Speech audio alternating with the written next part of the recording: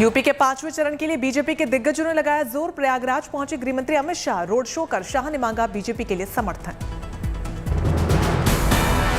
Good news today से अमित शाह ने की बात, कहा हर जगह मिल रहा है बीजेपी को प्रचंड जन समर्थन, फिर से बनाएंगे 300 के पार वाली सरकार। हर जगह पे भारतीय जनता पार्टी के लिए प्रचंड जन समर्थन प्रतीत होता है और हम फिर से एक बार 300 पार वाली सरकार बनाएंगे। अमित शाह बोले कानून व्यवस्था है सबसे अहम मुद्दा, कहा किसान और गरीब मोदी जी की योजना के कारण आकर्षित। किसान और गरीब दोनों मोदी जी की योजना के कारण आज आकर्षित है और योगी जी ने सारी योजनाओं को बहुत अच्छे तरीके से नीचे तक पहुंचाया है। यूपी में 5वें चरण के चुनाव के लिए बीजेपी ने झोंकी ताकत। बहराइच में प्रधानमंत्री मोदी ने की रैली, विपक्षी पार्टियों पर साधा जमकर निशाना। रैली में बोले प्रधानमंत्री नरेंद्र मोदी, यूपी में चुनाव में जीत का चौका लगने वाला है। यूपी के लोग 2022 में घोर परिवारवादियों को हराने का फैसला कर चुके हैं। यूपी चुनाव में इस बार भी जीत का चौका लगने वाला है, चौका। सीएम योगी ने कहा मजबूत सरकार एक हाथ विकास की छड़ी तो दूसरे हाथ बुलडोजर लेकर चलती है। भाइयों बहनों, जब मजबूत और दमदार सरकार होती है तो एक हाथ में विकास की छड़ी लेकर के चलती है और दूसरे हाथ में बुलडोजर भी साथ साथ चलता है। यूपी के प्रतापगढ़ में अमित शाह की रैली, बोले इस बार बनी बीजेपी की सरकार तो 5 साल के लिए किसानों का बिजली बिल होगा माफ। अमित शाह ने कहा सर्जिकल स्ट्राइक करके पाकिस्तान को घर में घुसकर मारा, यूपी में बाहुबली भी हुए साफ। अमित शाह ने कहा योगी राज में यूपी की जनता को अपराध और अपराधियों दोनों से मिला छुटकारा। जी ने पूरे उत्तर प्रदेश को माफियाओं से मुक्त किया है। मैं कहकर जाता हूं, इक्का दुक्का बच गए ना, उसको भी साफ करने का काम अगले 5 साल में हम कर देंगे। यूपी के बलिया में बोले राजनाथ सिंह, नहीं टूटने देंगे जनता का भरोसा, अब तक हर वादे पर खरी उतरी है बीजेपी। यूपी चुनाव के 5वें चरण के लिए दिग्गजों ने लगाया जोर। अयोध्या के मिल्कीपुर में गरजे सीएम योगी, कहा बीजेपी ने पूरा किया राम मंदिर बनाने का वादा। योगी ने कहा राम राज की स्थापना और विकास से ही बीजेपी की पहचान, समाजवादियों की संवेदना आतंकवाद के साथ। योगी ने कहा कांग्रेस ने अयोध्या में राम जन्मभूमि पर लगाया था ताला, राम भक्तों पर चली थी गोलियां, डबल इंजन सरकार ने कर दिखाया असंभव को संभव। 5 साल में हमारी सरकार ने, डबल इंजन की सरकार ने 43,50,000 गरीबों का मकान बनाया है पूरे प्रदेश में। योगी ने कहा गरीबों के दीपकों से जगमगाती है अयोध्या, 2 करोड़ युवाओं को फोन और टैबलेट देने का भी वादा।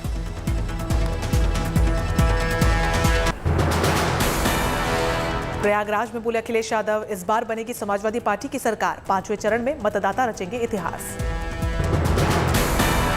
अखिलेश ने बीजेपी के आरोपों को बताया झूठ का पुलंदा, कहा छोटे बड़े सभी नेता झूठ बोलने में है माहिर। जो बड़े नेता हैं वो बड़ा झूठ बोल रहे हैं और जो सबसे बड़े नेता हैं वो सबसे बड़ा झूठ बोल रहे हैं। बताओ भारतीय जनता पार्टी झूठ बोल रही है नहीं बोल रही? यूपी के कौशाम्बी में केशव प्रसाद मौर्य के लिए केंद्रीय मंत्री अनुप्रिया पटेल ने मांगे वोट। जनसभा के दौरान समाजवादी पार्टी पर जमकर बोला हमला। निजीकरण को लेकर वरुण गांधी का ट्वीट, लिखा सिर्फ बैंक और रेलवे के निजीकरण से 5 लाख कर्मचारियों को मिलेगी जबरन सेवानिवृत्ति यानी बेरोजगारी। यूपी में 4थे चरण का मतदान कल, 9 जिलों की 59 सीटों पर होगी वोटिंग, 624 उम्मीदवार मैदान में। सुबह 7 बजे शाम 6 बजे तक होगा मतदान। लखनऊ में chief electoral office Ajay Kumar Shukla ने प्रेस कॉन्फ्रेंस कर दी जानकारी। योगी सरकार के आधा दर्जन से ज्यादा मंत्रियों की किस्मत का होगा फैसला। लखनऊ में आशुतोष टंडन और ब्रजेश पाठक की साख दांव पर। लखनऊ की सरोजनी नगर सीट पर सभी की नजर। बीजेपी से ईडी के ज्वाइंट डायरेक्टर रहे राजेश्वर सिंह मैदान में। सपा ने पूर्व मंत्री अभिषेक मिश्रा को उतारकर मुकाबले को बनाया दिलचस्प। रायबरेली सीट पर अदिति सिंह के लिए चुनौती। अदिति सिंह के सामने सपा ने आरपी यादव जबकि कांग्रेस ने मनीष सिंह चौहान को उतारा।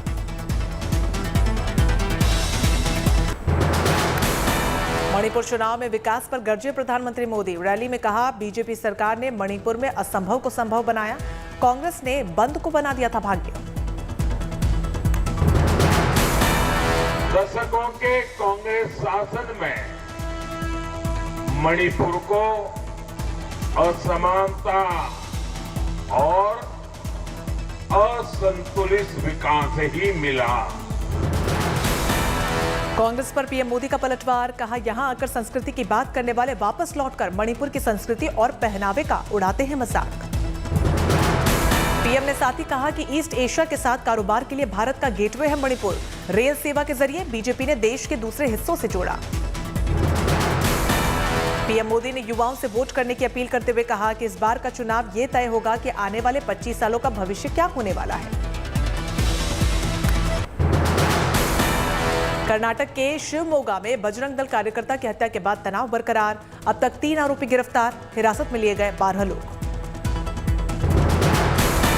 बजरंग दल कार्यकर्ता की हत्या के बाद से कई जगहों पर हिंसक प्रदर्शन। अंतिम संस्कार के दौरान पुलिस के साथ प्रदर्शनकारियों की भी झड़प। तनाव के बीच शिवमोगा में 23 फरवरी तक कर्फ्यू लागू। कई इलाकों में आरएफ का मार्च। शिवमोगा मर्डर केस में डीआईजी का बयान। पुरानी रंजिश में की गई हत्या, आरोपियों से जारी है पूछताछ। जांच के बाद जल्द होगा पूरे मामले का खुलासा। कर्नाटक के मंत्री केसी नारायण गोडवा ने शहर में शिवमोगा में शांति बहाली का किया दावा। बोले, पेशेवर क्रिमिनल हैं, गिरफ्तार किया गया आरोपी। नदी पर दर्ज है 10 से ज्यादा मामले।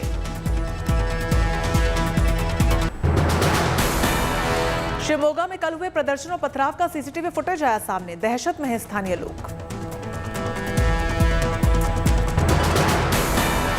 बजरंग दल कार्यकर्ता हर्ष के पिता की शिकायत के आधार पर एफआईआर दर्ज की गई। शिकायत के मुताबिक गौ हत्या के खिलाफ काम कर रहा था हर्ष।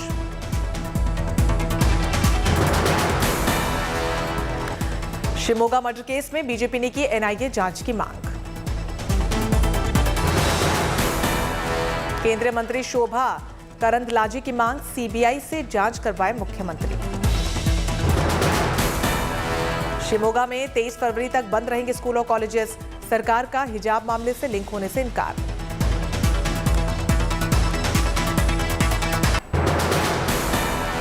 नोएडा में सुपरटेक एमराल्ड ने ट्विन टावर गिराने का काम शुरू किया। सुप्रीम कोर्ट के आदेश पर पहुंची 600 इंजीनियर्स की टीम। नोएडा के सेक्टर 93 में गिराई जा रहे हैं सुपरटेक ट्विन टावर्स। 22 मार्च तक पूरी ध्वस्त हो जाएगी इमारत। बिल्डिंग से ग्रिल, खिड़की, ईंटें निकलवा रहे हैं इंजीनियर्स। अगले 2 दिनों में एजेंसी अथॉरिटी को देगी ब्लास्ट का डिजाइन। दोनों ही टावर्स को विस्फोटक से 22 मई तक ढहाया जाना प्रस्तावित है। 25 फरवरी तक पहुंचेगी ब्लास्ट एक्सपर्ट की टीम। डेरा सच्चा सौदा प्रमुख बाबा राम रहीम पर सरकार मेहरबान, Z+ कैटेगरी की सुरक्षा मिली।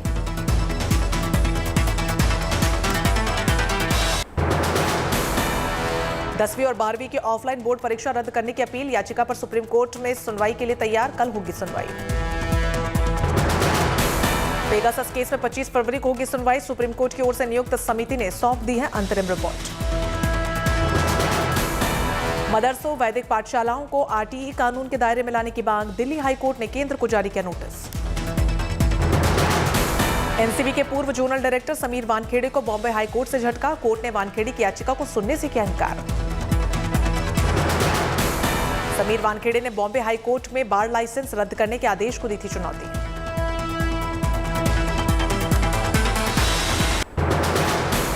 केंद्रीय मंत्री पशुपति पारस का बयान। नरेंद्र मोदी हैं साक्षात भगवान, मैं करता हूं मोदी की पूजा।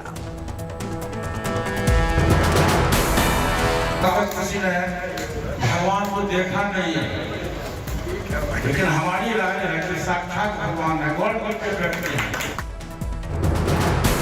पशुपति पारस ने बिहार में विकास का दिया हवाला। साथ ही ये भी कहा, भतीजे चिराग पासवान को ये विकास क्यों नहीं दिखता। मीडिया उनसे करे ये सवाल। महबूबा मुफ्ती ने जम्मू कश्मीर विधानसभा चुनाव में अपनी पार्टी की भागीदारी का किया ऐलान। कहा, बीजेपी के लिए राजनीतिक मैदान खाली नहीं छोड़ सकती। मैं कह रही हूँ जनरली लोगों को चाहिए कि पीएचडी को सपोर्ट करे, अपना ताउन दे। जिस वक्त इलेक्शन आएंगे उस वक्त भी और उसके अलावा भी पीएचडी को सपोर्ट करे। यूपी के संत कबीर नगर में आप संयोजक अरविंद केजरीवाल ने की चुनावी रैली। कहा, यूपी में भी दिल्ली मॉडल की तरह करेंगे विकास। महिला वोटरों को लुभाने के लिए भी अरविंद केजरीवाल ने किया वादा। बोले, महिलाओं को देंगे 1000 रुपए हर महीना। बहराइच में मायावती ने की चुनावी रैली। बहुजन समाजवादी पार्टी के प्रत्याशी को भारी बहुमत से जिताने की अपील। बीजेपी राष्ट्रीय अध्यक्ष जेपी नड्डा ने देवरिया में की चुनावी रैली। रैली के दौरान नड्डा ने अखिलेश पर गुंडाराज के नाम पर साधा निशाना। जेपी नड्डा ने देवराहा बाबा को भी किया याद। यूपी चुनाव में बीजेपी की जीत का जताया भरोसा।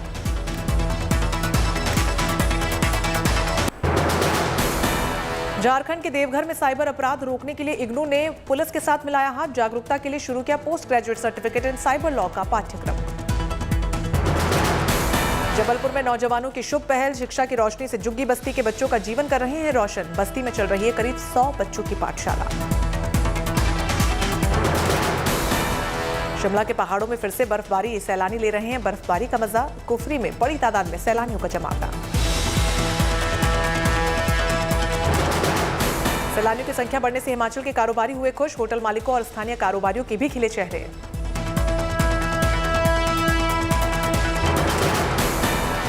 कश्मीर में बदला मौसम का मिजाज। पहाड़ों में फिर से भारी बर्फबारी। शोपियां के मैदानी इलाकों में बारिश।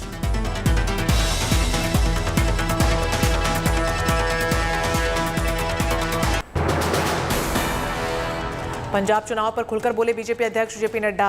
बीजेपी के बेहतर प्रदर्शन का किया दावा। कहा, लोगों में कमल के प्रति बढ़ रहा है रुझान। पंजाब में नड्डा ने जताई हंग असेंबली की संभावना। बोले, राज्य में किसी भी पार्टी को पूर्ण बहुमत मुश्किल। जो 5 पार्टियों के बीच में जो चुनाव हुआ है, मुझे लगता है कि इसमें कुल मिलाकर के किसी को भी कोई स्पष्ट मैंडेट दिख नहीं रहा है और एक हंग असेंबली की तरफ ही जाने की स्थिति। तो अगर लखीमपुर को लेकर जयंत चौधरी ने योगी सरकार को घेरा। बोले, सरकार ने सुप्रीम कोर्ट में क्यों नहीं दी आशीष मिश्र की जमानत को चुनौती। बेल मिलने पर क्यों खुश हुए योगी। निजीकरण को लेकर वरुण गांधी का ट्वीट। लिखा, सिर्फ बैंक और रेलवे के निजीकरण से 5 लाख कर्मचारियों को मिलेगी जबरन सेवानिवृत्ति यानी कि बेरोजगारी।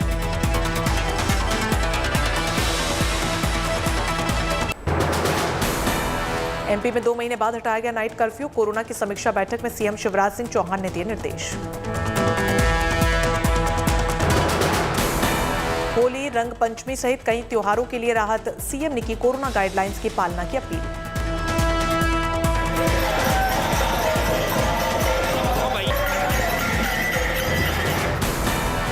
झालावाड़ में सखी संगम अभियान के तहत कॉफी विद कलेक्टर कार्यक्रम का आयोजन। कार्यक्रम में छात्राओं ने जिलाधिकारी से पूछे सवाल। अफगानिस्तान की सहायता के लिए भारत से भेजी गई राहत सामग्री। अटारी बागा बॉर्डर से सामग्री लेकर ट्रक हुआ रवाना। 2 साल के प्रतिबंध के बाद शुरू हुआ फाल्गुनी कावड़ मेला। हरिद्वार में फाल्गुनी कावड़ लेने के लिए बड़ी तादाद में आ रहे हैं कावड़िए।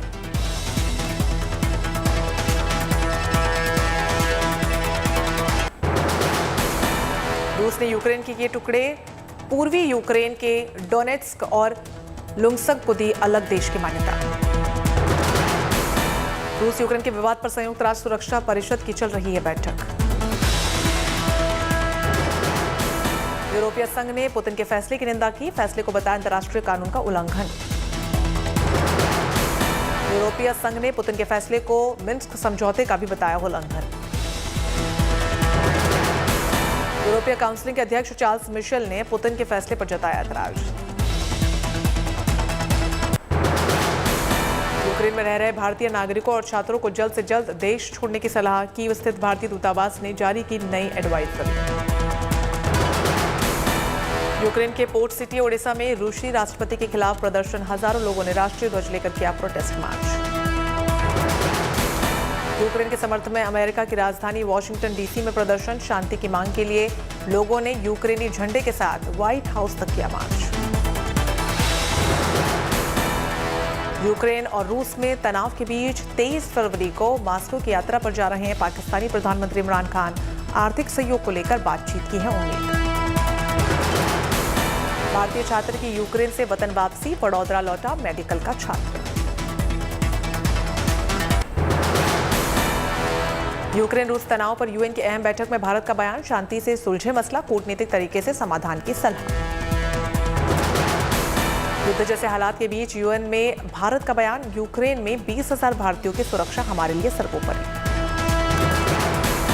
यूक्रेन से भारतीयों की वापसी की कोशिशें जारी, भारतीय नागरिकों को लेकर कीव से रवाना हुए एयर इंडिया का विमान में मौजूद है 242 मुसाफिर। यूक्रेन और रूस के बीच युद्ध की आशंकाओं के बीच भारतीय शेयर बाजार में भारी गिरावट, खुलते ही 1000 पॉइंट्स लुढ़का सेंसेक्स। निफ्टी में भी करीब 250 अंक की गिरावट, निवेशकों का 4.3 लाख करोड़ रुपया डूबा।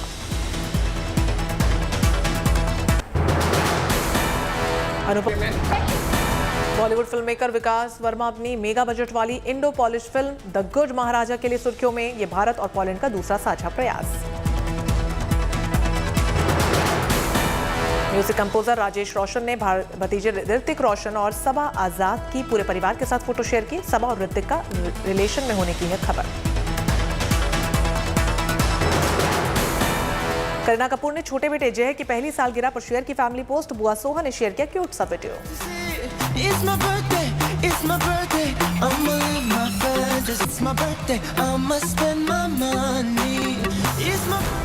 एकता कपूर का रियलिटी शो लॉकअप 27 फरवरी को ओटीटी पर होगा रिलीज। शो के प्रमोशन के लिए अजब गजब तकनीक।